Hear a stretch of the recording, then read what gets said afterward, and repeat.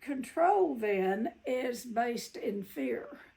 And the letting go is the hard part, is to just let go, to just let go.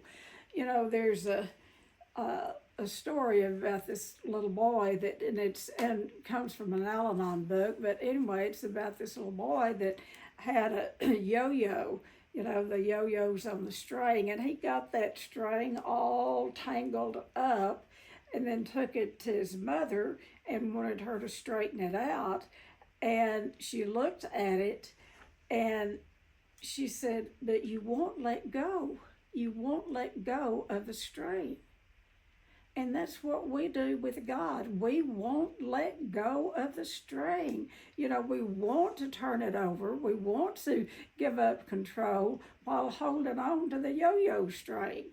We have to let go. I was going to share with you some major letting goes of mine that, I look back and it was all a God deal, and it was all support through Al-Anon. And, so my first really big letting go in my life is because, I was raised in a household where I needed to be in control, and a child doesn't need to be, but it gives you that false sense of security, and you think you can, have to do everything, and you are all powerful and all that, but on the inside you feel like you can't do anything. So my first really, really, there's our other man, there's one of our other men, there's Jeff, good morning. But one of my biggest letting goes ever, was when I let go of my mother and her drug addiction and her alcoholism. Now, keep in mind, my mom and dad were very, very, very sick people. And they got it narrowed down that I was the only one that would go rescue them. They'd get in a fight or something, they'd call me and I would go. So I've been in Al-Anon, and I've been working with the sponsor, and the sponsor said, "You've got to quit doing that. If you want to keep doing it, go ahead." But I had 3 babies, I had a husband, I had 3, bonus teenagers, stepchildren. Anyway, I was a busy woman. So I prayed about it, and I got all that I was going to let them go. And I got a call one morning, and this was not unusual because my father was a violent man. But I got a call one morning, and he said, "I need you to come out here right now and take care of the old lady." And I said, "What's going on?" "I just need you out here. And I've got a gun. I'm holding my gun to her head. And if you don't agree to come out here, I'm blowing her head off." And I knew I couldn't go. I knew, and that was the hardest thing because I'd always dropped everything and ran 165 miles to Odessa to rescue. And I said, "No." I said, "I can't go." And I hung up that phone, and I knew that if he did kill her, someone would let me know. The sheriff's department would show up. They all knew us because they'd been out there many times, and someone would let me know. But that was not easy. And I remember laying across my bed crying, just begging God to take the pain away. Letting go is painful, and it doesn't always just feel so good to let go of the control. But I knew what I was doing wasn't working. It wasn't helping anyone. And then I've been in Al-Anon I stayed in Al-Anon 14 years before my husband ever showed up at AA. And it wasn't because I wasn't trying. I gave him my undivided attention trying to sober that sucker up. I thought it was my job. I failed on mother, so my job was to sober up my husband. Thank God I got some education and some recovery. And I'd been in Al-Anon for, years. And I was already working as program director of a drug alcohol treatment center in town, working with addicts every day. And what I had quit doing is through Al-Anon, what I learned to do is to learn to love the person, place, or thing that made me angry. I learned that in Al-Anon. Love is the most powerful force in the face of the earth. Learn to love to love the person, place, or thing that makes me angry. Well, my husband and I had pretty well gone separate lives, and his drinking still bothered me. I'll have to admit, his drinking still bothered me. And he drank at the most inappropriate times. So we were opening a store or he was, McCarty Equipment down at San Angelo, Texas. And they were having this big hoorah and inviting customers, and and I knew that there'd be a lot of people there, and then there'd be a lot of drinking. And I knew I wasn't going to do it. I could have taken a day off and gone down there, and he wanted me to. He wanted me to come, and I didn't want to. I knew I didn't need to be down there because I'd be watching him and my son drink, and I didn't want to do that. So I went to work. He went down there, and it was late when he got in.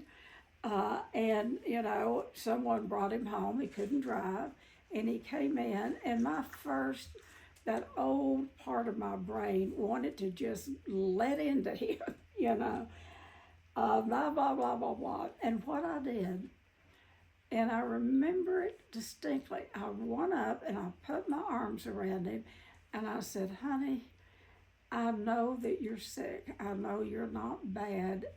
You're not a bad person. You're a sick person with the disease of alcoholism. And I just need to tell you how much I love you. I love and care about you. And I turned around and left him in the living room, and I went on to bed. Now, that was one of the first times that I'd done that I didn't just keep giving him the speech. And it was, I'm not counting days, but it was probably 6-7 months before he found his way to Alcoholics Anonymous. I had to let go. I had to let go and put him in God's hands. That was God's business. That was between him and the God of his understanding. It was between my mother and the God of her understanding whether she ever got sober. My mother didn't. My mother, she lived a long time, but she never got sober. She never sought sobriety. She didn't want sobriety. My husband did, but it had nothing to do with me. I didn't give him sobriety. Lord, when he first got sober, his sponsor was up in Norman, Oklahoma, and would go up once a month. And you lined up, he'd have all of his sponsorees up there, and he would line up in the order of sobriety. Well, we were at the end of the line, and of course, my smart mouth, I said, well, honey, if you'd listened to me years ago, we'd be there at the front of the line. But that's what you do learn around the program, is to laugh at yourself and laugh at others. But the letting go of the control, it's an illusion of control that we even think that we can control a situation. I'm going to give you one more, and this is a big one. And I have her permission to tell you. But I had been in treatment, and in California for my eating disorder. That's 40 years ago. My daughter Kim, she was in her early 20s, and she tried to kill herself. Long story short, they sent her out there to be in treatment with me. She didn't want to be. I didn't want her there. I'd never done anything for myself. Anyway, she did stay until they kicked her out because she wouldn't comply. She didn't want recovery. And they told us not to let her come back to our home. We wasn't at the point that we could do that. We were not at that point. And people have to get to where they can let go. You cannot force the letting go. And so we were not at the point, my husband and I were not at the point of kicking her out on the street. So we let her come home.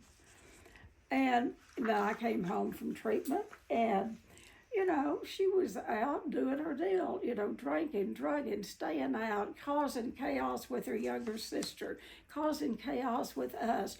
I was working in a drug alcohol treatment program. Ariel was working. We were busy people. And then there was Kim. And then there was Kim. And then there was Kim. And it was just draining all of the energy out of everything that we were doing. And so one night, my husband and I, we never could get on the same page at the same time about kicking her out. I knew that I could kick her out because I knew her dad would rescue her, so I didn't anyway. So we laid in the bed one night and did not sleep. We held hands and prayed, and God helped us make a decision to get her out of our home. We're not helping her, nor is she helping us or anything. So, and that wasn't easy. And then we got ready to made our decision. And so she called. We couldn't find her for a week. She was out, lost. She went out on a drunk or whatever. And so it took us a week for her to come home so we could tell her. And what we did, standing together, my husband and I stood together and told her how much we loved her and we cared about her, and we would help her do anything towards sobriety, but we wasn't going to help her continue to stay sick. So we gave her a dinner party and invited her to leave our home, and she's never lived in our home again. And that was one of the hardest things I've ever done. Those three things, turning loose of addicts, alcoholics that I loved dearly. That's tough work, folks. And so we let her go, and then we didn't hear from her. We didn't hear from her for the longest. And the next time I heard from her, she was at the open door at the club on a Saturday night with a pistol, and she was going to kill herself. She was hoping they'd call on her because she was going to stand up and shoot herself, and real dramatic.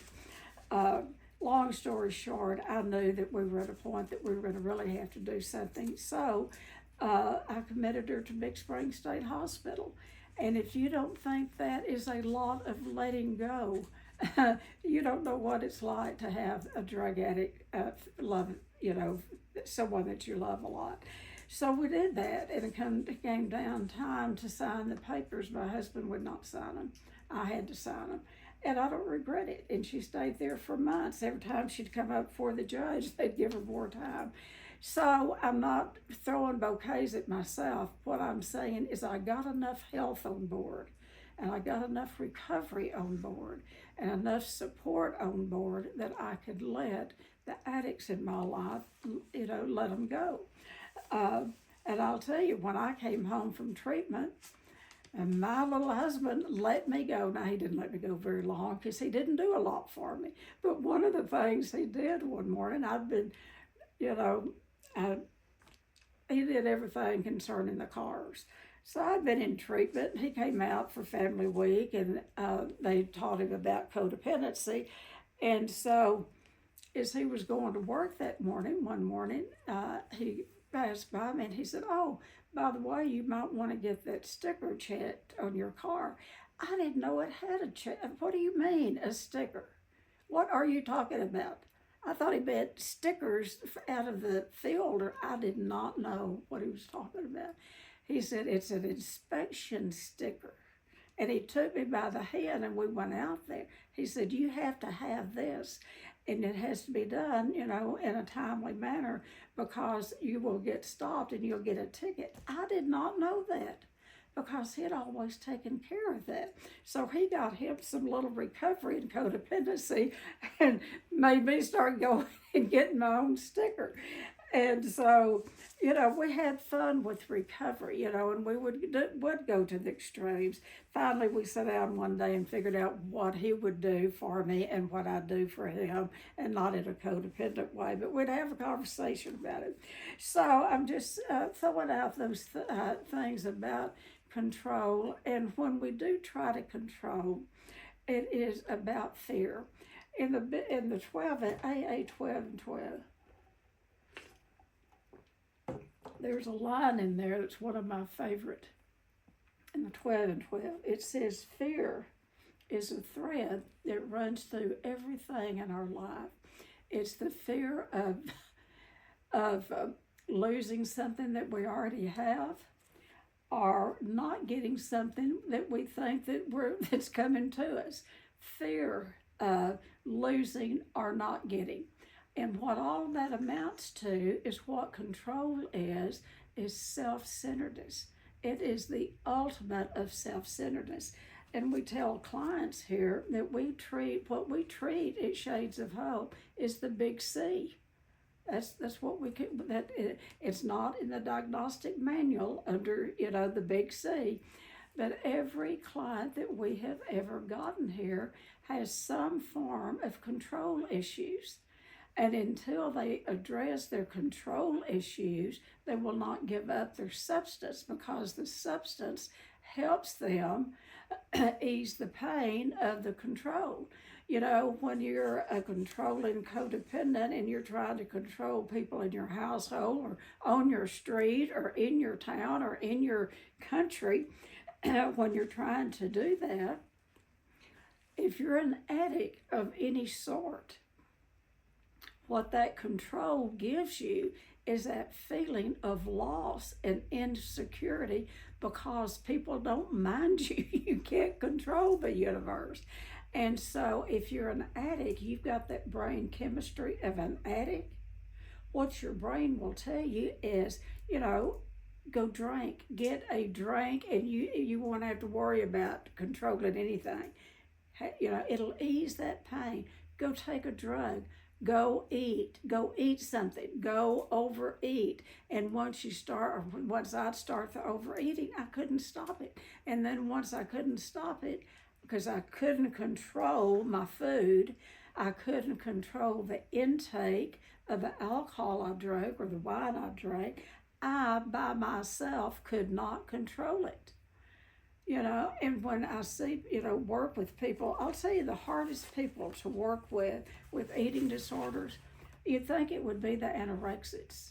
Yeah, they're hard to work with because they're control freaks. And bulimics, we're hard to work with. But I'll tell you the very hardest to work with are the compulsive overeaters, those of us that are overweight, because the food is so accessible and we can walk in, we can have that pain of control and not getting our way, and immediately go find something to push that feeling down in a form of food. And then once we overeat and kind of get sedated with it, it's like, we don't care what they're doing, and then we just go eat more when we're in the disease. But when we're not in the disease, when we're in recovery, then we have to face whatever we're facing. And if whatever we're facing, when you realize what you're trying to control is none of your business, that's the biggest thing about control, is figured out what is my business here and what is not my business. And when I really get to looking, there is very few things that's any of my business. And when we get outside of our own hula hoop, and quit minding our own business and start trying to mind someone else's, what it is, that is God's business. That's why we are taught in 12-step programs is to turn it over, turn a problem over to the care of God. And I'll tell you what, if you want relief from a problem, you actually turn it over to the care of God. I want to give you one more little illustration, and then we're going to open it up. So I was working at the Serenity House. I'd gone to treatment. I was getting in recovery. We were getting calls, people wanting to have eating disorder recovery. I started an eating disorder wing there at the drug alcohol program in town. I knew that I needed to go separate. I knew that I needed a separate place, a treatment center where we could treat all addictions, including non-smoking. And so nothing worked out for a year. I couldn't get it figured out.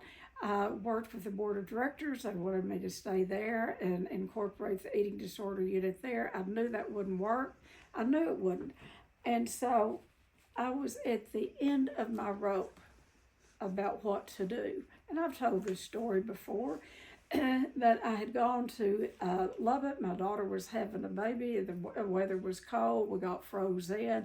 I went to a meeting across the parking lot because I could not make a decision of what to do. of what to let go of, what to hold on to. And the Serenity House had been my baby. I got to name it. I got to set the program. You know, you know, God played a huge part in that. And the part that I got to play is finding people. You know, that's not control. That's some ingenuity, is to, control is trying to do it all yourself. But God gave me the intuitiveness to reach out and find people to help form the Serenity House, and they did. You know, and then I could. So anyway, I knew that I needed to go and have a separate treatment center, but I couldn't make the decision. I could not let go of the Serenity House, and so my youngest daughter, who's my business partner today, she called me and she said, "Mother, the Serenity House wants your decision. They either want to know if you're going to stay or if you're resigning, and they want to know today." So I told her, I said, make out, and I told her what to say, type up my resignation, you sign it, you've signed it as good as I can, and put it in an envelope and take it by there and give it to the director. And she said, "Mother, are you sure?" I said, "Absolutely, I'm resigning." I knew I could be a housewife. I didn't know where I was going. I did not have a job. I had nothing, zero, but I knew that I'd be all right. I didn't know what it'd look like. I knew that I had to resign. And what happened is I'd gone to that meeting across the street, a 12-step meeting. I still don't know what it was about, because it was already in progress. And I sat down and I heard this woman say that God never shows me where I'm going until I turn loose of where I am. Can you believe that? God never shows me, never reveals to me where I need to go until I'm willing to turn loose of where I am. That was my answer. Had I not gone to that 12-step program meeting that particular morning, I would not have heard that. That's when I came back, wrote the resignation, and had my daughter to take it by. I didn't know where I was going, but I knew God did. So New Year's Eve came, and we were right there across this fence, right there in my back, right there at the house, next across the alley at a New Year's Eve party. And I heard them talking about Mulberry Street Market. And it was a beautiful place at one time, but it was a nice fine dining restaurant. They had all these little shops, antique shops, all of this, a dress shop. I had compulsively spent there before, but it had all closed, and it had literally gone to the dogs. Hobos were living there off of the train. And I heard across the way that the woman had moved to Dallas, and she was desperate to get rid of the property. That was a piece of property that I had loved forever. When my husband and I would get in a fuss, I'd come out here and walk under those trees. I weighed almost 300 pounds. I've often wondered if any of the neighbors saw me at 2 or 3 o'clock in the morning walking under those trees. Anyway, when you let go, God's going to show you the answer. It may not look the way you want it. It may be entirely different, but you got to let go first. And I had let go of the Serenity House. And so I called the woman. I was telling the girls this Saturday, because we had lunch at the Olive Garden, the girls and I did, where I met the woman from Dallas that owned that piece of property. I was not a businesswoman. I knew I wanted the property to start a treatment center. She wanted out from under it because it was no longer serving her. And she did not have a price for it because she didn't know, she was desperate to get rid of it. And so I went in, and this is a God deal. I went in with a proposal that you let me lease this building, and I gave her a number, a very low dollar number. You let me, because I knew I had to remodel it. I said, you let me lease this building for 3 years. Let me lease it for 3 years. And at the end of that 3 years, then I will apply the principal, everything I've paid into it, to the principal, and then I'll buy the property. She was so desperate. That was not a good deal. She was so desperate she let me do it. And that's how I got to buy Shades of Hope without 1 cent, without 1 penny.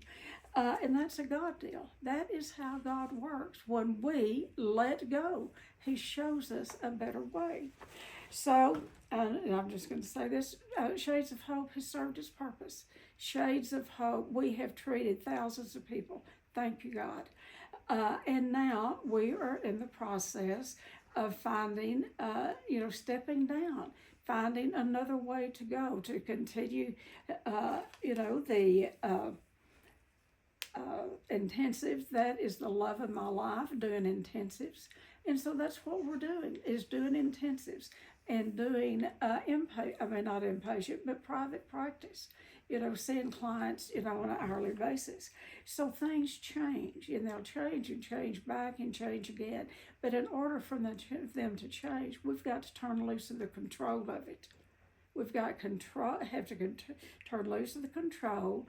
We have got to let go, step out, and let God. And then when we do, then we look at forgiveness. What do well, first of all, we have to look at what's my business and what is God's business. And there is very little that is my business. It's God's business. And we've got to step back and see, really what part of this am I playing? And then it's about just pushing the pause button and saying, yes. And I will tell you, when you own a business, you better control it. Somebody has got to be in there controlling something, So, but I turned loose the control of it many years ago. And so you turn loose the control, and then you let go of whatever you're looking at, whether it's kids, alcoholic kids or parents or whatever you have to let go of.